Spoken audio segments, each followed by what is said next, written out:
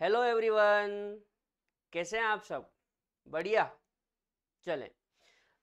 बेटा, अब तक हमने देखा था मैटर क्या होता है, मैटर की फिजिकल स्टेट क्या होती है, और हम पढ़ रहे थे क्लासिफिकेशन ऑफ मैटर, जिसमें हमने मेटल, नॉन मेटल और मेटेलॉइड के बारे में डिस्कस कर लिया था। अब हमको डिस्कस करना है कंपाउंड के बारे में। तो आगे बढ़े, चलो। हमारी नेक्स्ट हेडिंग हो जाएगी बेटा कंपाउंड, है ना।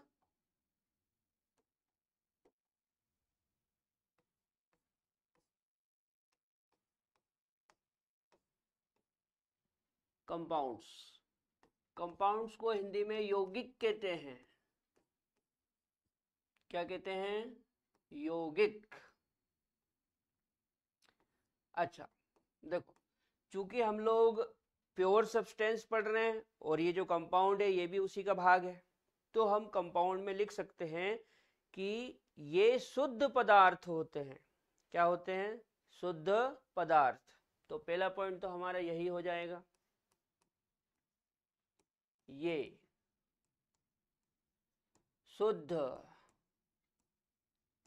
पदार्थ होते हैं। ठीक है। अच्छा, ये बनते कैसे हैं? तो आपको बताऊं, जब विभिन्न प्रकार के तत्व आपस में मिलते हैं तो उनके मिलने से यौगिक बनता है ना। तो अगला पॉइंट हो जाएगा, इनमें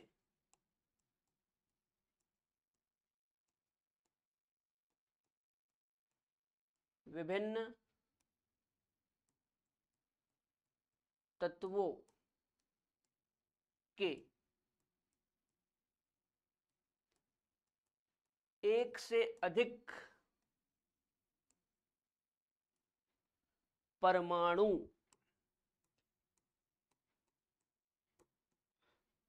परमाणु को एटम बोलते हैं, होते हैं। ठीक है। ये हो गई आपकी डेफिनेशन। यौगिक की डेफिनेशन क्या हो जाएगी कि इनमें विभिन्न तत्वों के एक से अधिक परमाणु होते हैं। अच्छा, अगला देखो, चूंकि ये शुद्ध पदार्थ है और शुद्ध पदार्थ में अनुपात निश्चित होता है, तो यहाँ पे हम लिख सकते हैं कि ये जो तत्व है, इन तत्वों के भार का अनुपात निश्चित होगा। तो अगला पॉइंट हो जाएगा, इनमें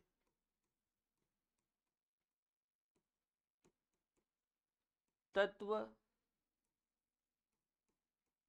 भार का अनुपात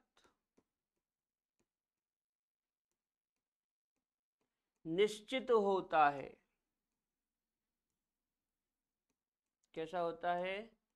निश्चित होता है। मतलब जिन तत्वों से यौगिक बना है, उन तत्वों का भार उस यौगिक में हमेशा फिक्स होगा, निश्चित होगा। अच्छा, चूंकि ये शुद्ध पदार्थ है और शुद्ध पदार्थ के घटकों को या संघटकों को भौतिक विधि द्वारा पृथक नहीं कर सकते, तो अगला पॉइंट क्या हो जाएगा?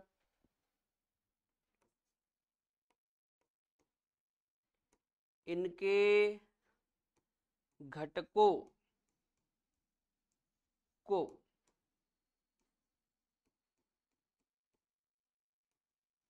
भौतिक विधि द्वारा पृथक नहीं कर सकते।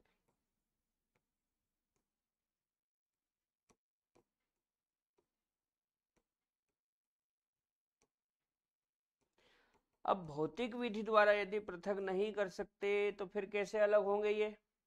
बोलो। रासायनिक विधि द्वारा। ये हमने पहले भी देखा था कि जो शुद्ध पदार्थ होते हैं, इनके घटकों को भौतिक विधि द्वारा अलग नहीं किया जा सकता। इनको अलग करने के लिए रासायनिक विधि का प्रयोग किया जाता है। इतना क्लियर है? आगे बढ़े। अब आगे हमको पढ़ना है बेटा कंपाउंड के प्रकार। तो कंपाउंड दो प्रकार के होते हैं। कितने प्रकार के होते हैं? दो प्रकार के। नेक्स्ट हेडिंग हो जाएगी टाइप्स ऑफ कंपाउंड।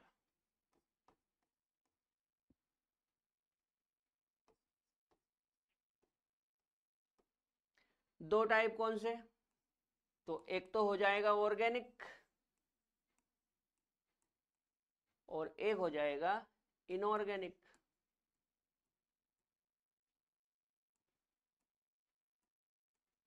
ऑर्गेनिक और दूसरा इनऑर्गेनिक। ऑर्गेनिक को कहते हैं कार्बनिक। क्या कहते हैं? कार्बनिक।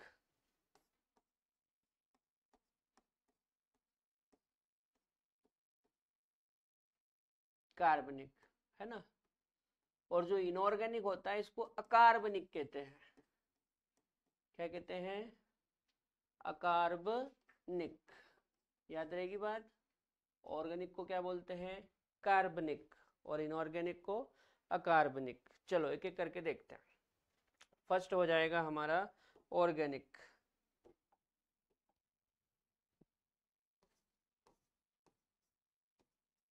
Organic compound. ऑर्गेनिक कंपाउंड क्या होता है? देखो बहुत सीधी सी बात है। ऐसे यौगिक जो जीवों से प्राप्त होते हैं। किनसे प्राप्त होते हैं? जीवों से। उन्हें बोलेंगे ऑर्गेनिक कंपाउंड। तो हम क्या लिख लेंगे? ये जीवों से प्राप्त होते हैं। किससे प्राप्त होते हैं? जीवों से। ठीक है। अच्छा, अब जीवों से प्राप्त होते हैं तो बताओ जीवों से क्या प्राप्त होता है? तो पहली चीज तो देखो यूरिया। यूरिया सुने हो? ये प्राणियों के मूत्र में पाया जाता है, यूरिन में, इसलिए इसका नाम यूरिया है। फॉर्मूला क्या होता है? NH2CO NH2।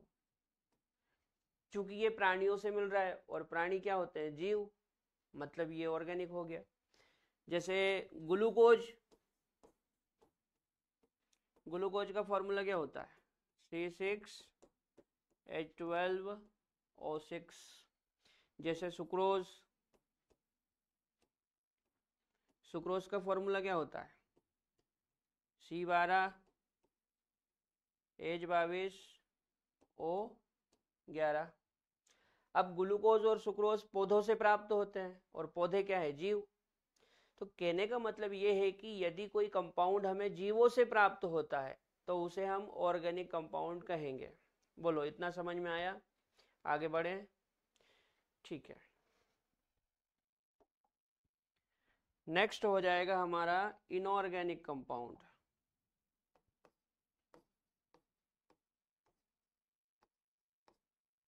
इनऑर्गेनिक कंपाउंड ये क्या होता है? तो ये भी बहुत आसान है। देखो जीवों से मिले तो ऑर्गेनिक और निर्जीवों से मिले तो इनऑर्गेनिक। तो इसमें क्या लिख सकते हैं? ये निर्जीवों। निर्जीवों मतलब नॉन लिविंग। नॉन लिविंग, ठीक है ना। नॉन लिविंग से प्राप्त होते हैं। किन से प्राप्त होते हैं? निर्जीवों से प्राप्त होते हैं। अब निर्जीव क्या? जैसे चट्टानें हो गई, रॉक्स, ये निर्जीव होती है। तो यदि कोई चीज़ हमको चट्टानों से मिलती है तो उसको हम बोलेंगे इनऑर्गेनिक। क्या बोलेंगे? इनऑर्गेनिक। तो हमारा एग्जाम्पल हो जाएगा जैसे NaCl। NaCl पता है आपको चट्टानों से प्राप्त होता है। तो NaCl क्या हो गया? इनऑर्गेनिक कंपाउंड हो गया। अच्छा NaCl को तो बोलते भी रॉक सॉल्ट है। क्या बोलते हैं? Rock salt. ठीक है ना। यहाँ पे हमारा कंपाउंड कंप्लीट हो जाता है। अब नेक्स्ट हमको पढ़ना है मिक्सचर। पढ़ें? ठीक है। तो नेक्स्ट हेडिंग हो जाएगी हमारी मिक्सचर। मिक्सचर मिक्सचर क्या होता है? देखो, मिक्सचर को हिंदी में पहली बात मिश्रण कहते हैं। मिक्सचर को हिंदी में क्या बोलते हैं? मिश्रण।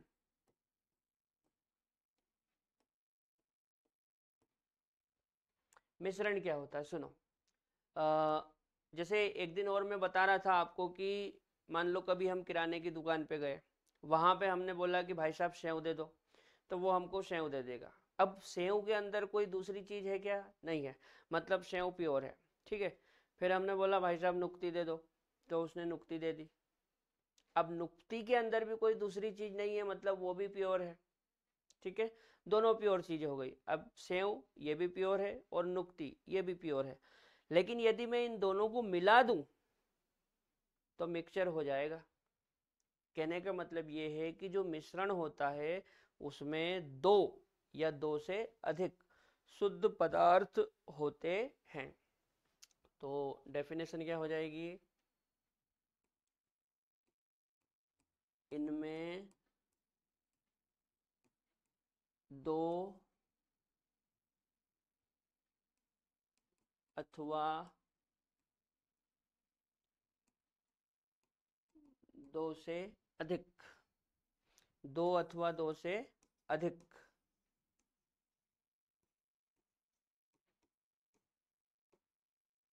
शुद्ध पदार्थ होते हैं, है ना। दो अथवा दो से अधिक क्या होते हैं? शुद्ध पदार्थ होते हैं।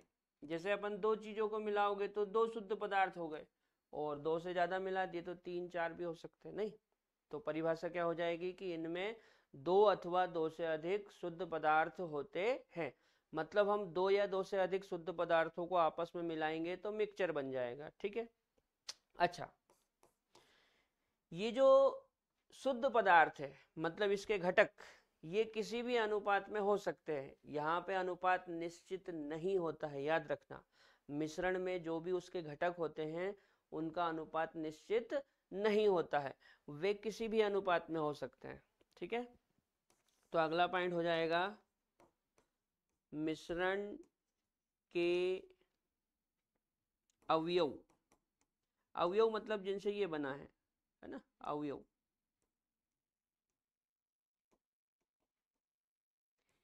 किसी भी अनुपात में हो सकते हैं। यहाँ पे बेटा अनुपात फिक्स नहीं होगा, किसी भी अनुपात में ये हो सकते हैं। अगला देखो, जो मिश्रण होता है ना, इसको भौतिक विधि द्वारा आसानी से अलग कर सकते हैं। मतलब मिश्रण में जो दो चीजें हैं उनको आप भौतिक विधि द्वारा, फिजिकल मेथड द्वारा आसानी से अलग कर सकते हैं। तो अगला पॉइंट क्या हो जाएगा?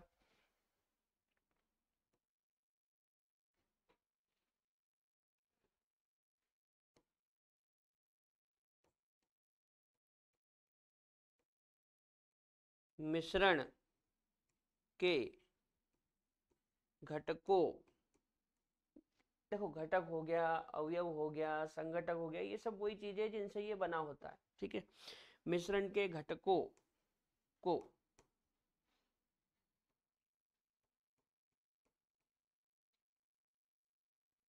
भौतिक विधि द्वारा पृथक कर सकते हैं।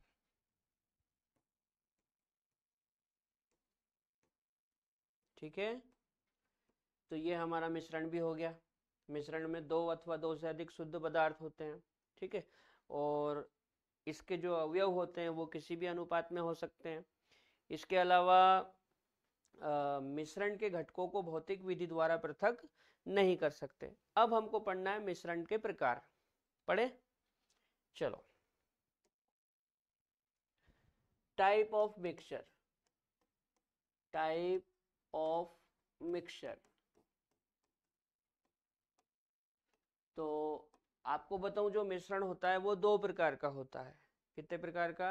दो प्रकार का, एक हो जाएगा होमोजिनस, होमोजिनस, और एक हो जाएगा हेटेरोजिनस।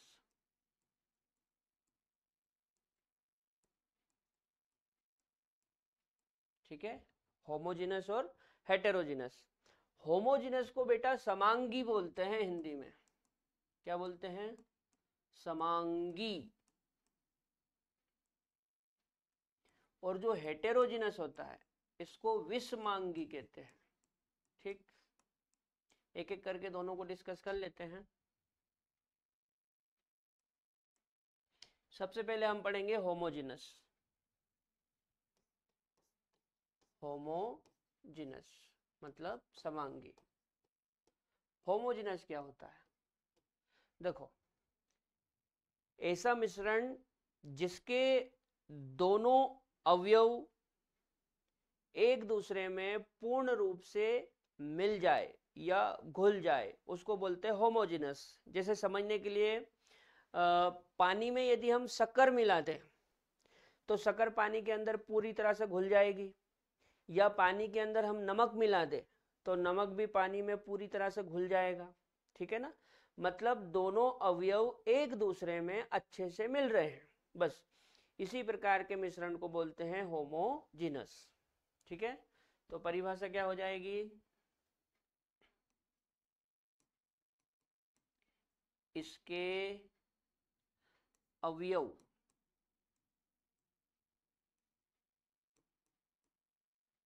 एक दूसरे में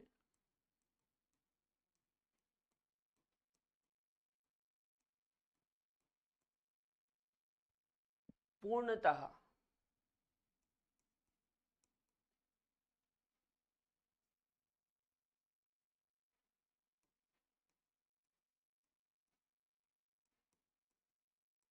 पूर्णतया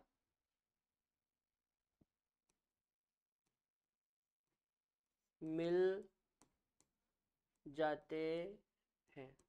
ठीक है, अब सोचो, यदि अवयव एक दूसरे में पूर्णतः मिल जाएंगे तो आपको उसके अंदर एक प्रवस्था दिखेगी या दो प्रवस्था?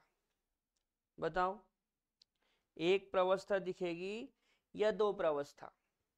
अरे भाई सीधी सी बात है, जैसे आपने पानी में शक्कर मिलाया तो थोड़ी देर बाद क्या आपको पानी और शक्कर दोनों अलग अलग दिखेंगे? क्या नहीं दिखेंगे ना, एक ही चीज दिखेगी। पानी, पानी में नमक मिला दो तो क्या आपको दो चीजें दिखेगी अलग अलग? नहीं दिखेगी ना, एक ही चीज दिखेगी, पानी दिखेगा। कहने का मतलब यह है कि यहाँ पे एक ही प्रावस्था दिखाई देती है। तो अगला पॉइंट हो जाएगा, इसमें एक प्रावस्था। कितनी प्रावस्था? एक प्रावस्था।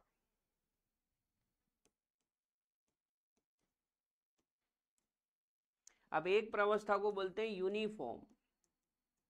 क्या बोलते हैं? यूनिफॉर्म होती है, एक प्रावस्था होती है। जैसे आपने देखा होगा स्कूल के बच्चों के पास यूनिफॉर्म होता है तो सारे बच्चों के पास एक जैसा यूनिफॉर्म होता है, मतलब वो सारे एक जैसे ही दिखते हैं कपड़े पे। तो यहाँ पे भी आपको एक ही चीज दिखेगी, मतलब ये यूनिफॉर्म में होगा, एक प्रावस्था में होगा। अच्छा, एक और काम की बात, यहाँ पे क्या होता है बेटा, दोनों अवयव एक दूसरे में पूर्ण रूप से घुल जाते हैं, मिल जाते हैं, मतलब एक सत्य विलयन बन जाता है, ट्रू सॉल्यूशन। तो हम ये भी कह सकते हैं कि जो होमोजिनस मिश्रण होता है, जो समांगी मिश्रण होता है, ये एक शुद्ध विलयन होता है। ठीक है, तो अगला पॉइंट हो जाएगा, समांगी मिश्रण विलयन कहलाता है। ये क्वेश्चन आपसे पूछ सकते हैं ना, याद रखना। जो समांगी मिश्रण होता है वो क्या कहलाता है? विलयन, सॉल्यूशन। समांगी मिश्रण विलयन कहलाता है।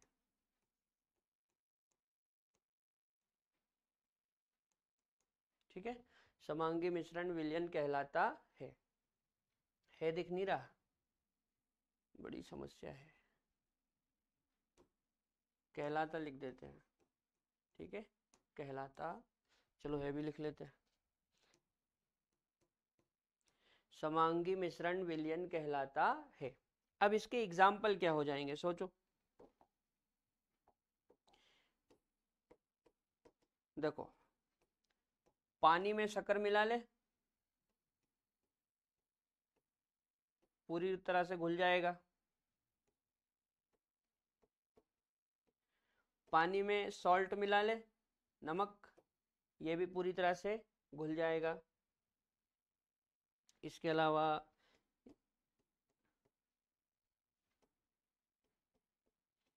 पानी में ऑयल मिला लो,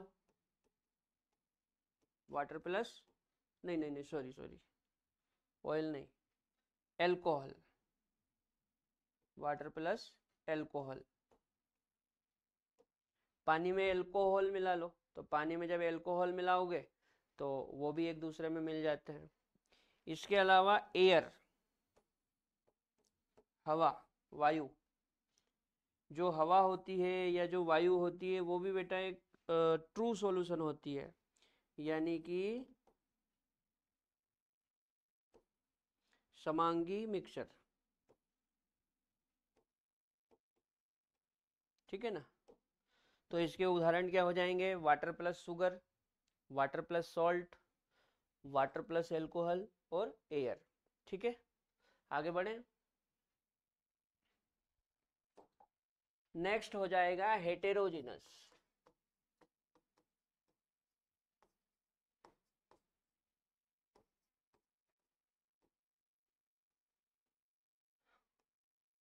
विषमांगी, ये क्या होता है? देखो बहुत सीधी सी बात है, समांगी में दोनों अवयव एक दूसरे में मिल जाते हैं, यहाँ पे उल्टा है, दोनों अवयव एक दूसरे में नहीं मिलते। तो परिभाषा क्या हो जाएगी,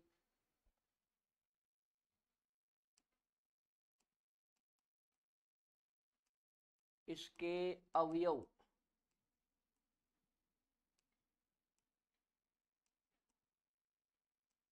एक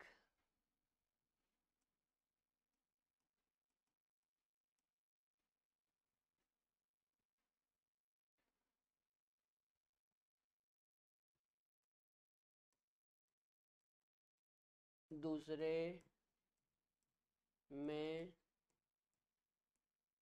नहीं मिलते, ठीक है, इसके अवयव एक दूसरे में नहीं मिलते। अब ऐसी कौन सी चीजें हैं जो एक दूसरे में नहीं मिलती है? बहुत आसान है, पानी में बर्फ मिला दो, आइस, देखे क्या होता है। पानी में जब आप बर्फ मिलाओगे तो सीधी सी बात है, पानी और बर्फ दोनों अलग अलग दिखाई देंगे और एक दूसरे में नहीं मिलेंगे, मतलब हेट्रोजिनस हो गया। अगला, पानी में आप रेत मिला दो, क्या, रेत, रेत को सैंड बोलते हैं, तो पानी में रेत मिला दो, मिलेगी क्या, नहीं मिलेगी, और दोनों अलग अलग दिखेंगे।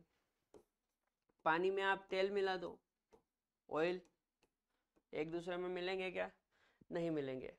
कहने का मतलब ये है कि यहाँ पे आपको पानी और आइस या फिर पानी और रेत या फिर पानी और ऑयल अलग अलग दिखाई देंगे, मतलब एक से अधिक प्रावस्था दिखाई देगी। तो हम यहाँ पे लिख सकते हैं, इनमें